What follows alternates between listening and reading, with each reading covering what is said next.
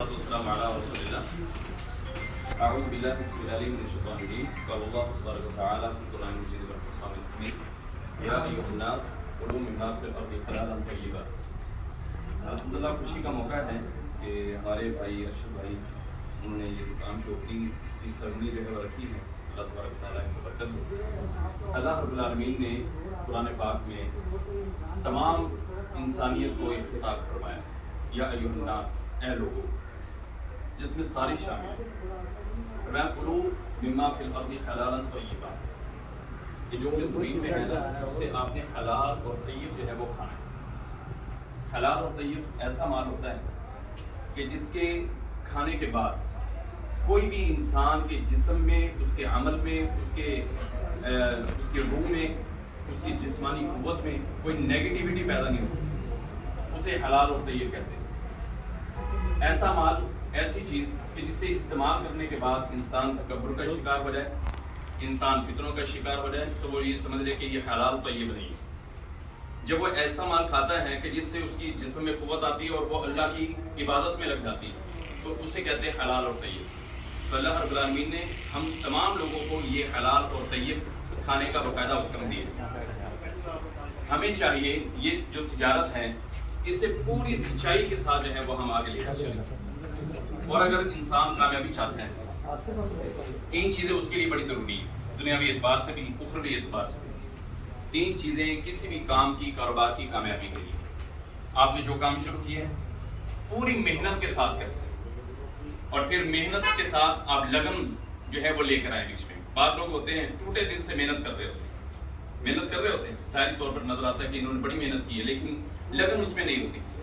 ٹوٹے دل سے کرتے ہیں، مزدوری کرتا ہے، لیکن وہ بس انتظار کرتا ہے کہ شام جلدی سے ہو، اپنی پیسے پکڑو اور میں چلا۔ محنت کریں لیکن لگن کے ساتھ۔ اگر محنت کے ساتھ آپ یہ بتا زیادہ بہتری ہوگی۔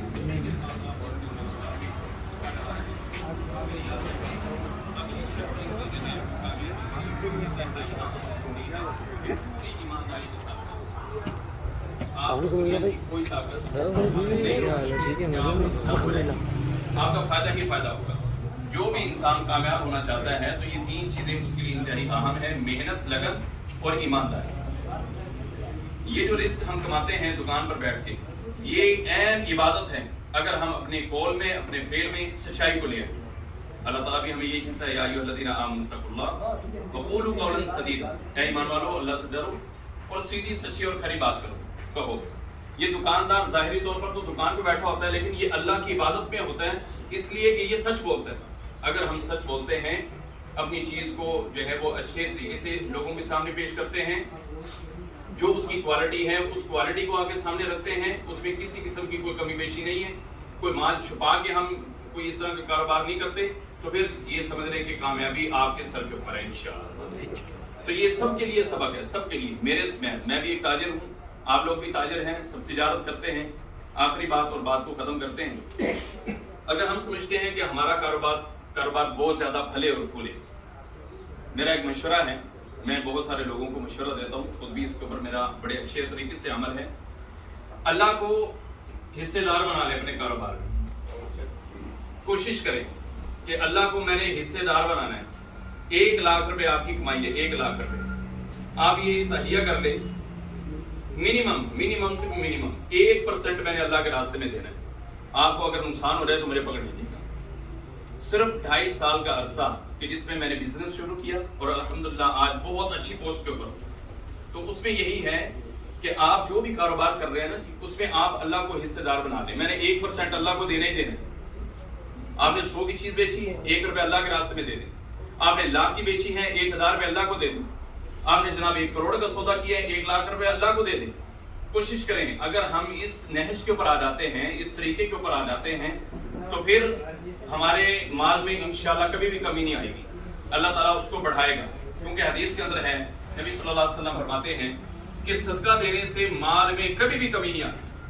جب انسان صدقہ دیتا ہے، اللہ رب العالمین اس کے مال کو بڑھاتا ہی چلا جاتا ہے۔ سیدنا بلال رضی اللہ تعالیٰ عنہ کو اللہ کے نبی صلی اللہ علیہ وسلم نے ایک نصیحت کی اور فرمایا کہ انفق یا بلال، اے بلال رضی اللہ عنہ، اللہ کے راستے میں خرچ کر، ولا تخشى من ذی العرش اقرارا، اور یاد رکھ کہ اللہ رب العالمین سے کمی کی امید نہ رکھنا. کمی کی امید کہ میں نے اپنی پاکٹ سے 100 روپے نکال کر دے دیا تو وہ جیب میں باقی جو ہے وہ مطلب 1000 میں سے 900 بچ گیا. نہیں. فرمایا کہ اس بات کے اوپر نہیں آنا. آپ نے جو 100 نکالا ہے اللہ رب العالمین اس کو بڑھائے گا. کتنا بڑھائے گا؟ قرآن اس کے بارے میں بیان کرتا ہے کہ اللہ رب العالمین ایک دانے کو 700 گنا تک لے کے آتا ہے. تو ایک 100 روپے کو 700 گنا تک جو ہے وہ اللہ رب العالمین لے کے جائے گا. تو یہ خوشی کا موقع بھی ہے. مبارکباد میں اپنے بھائی ارشد بھائی کو دینا چاہتا ہوں, سرفراز بھائی کو, شبیر بھائی کو. یہ سارے میرے دوست ہیں ماشاءاللہ. تو انہوں نے یہ سلسلہ شروع کیا, اللہ ان کو برکت دے.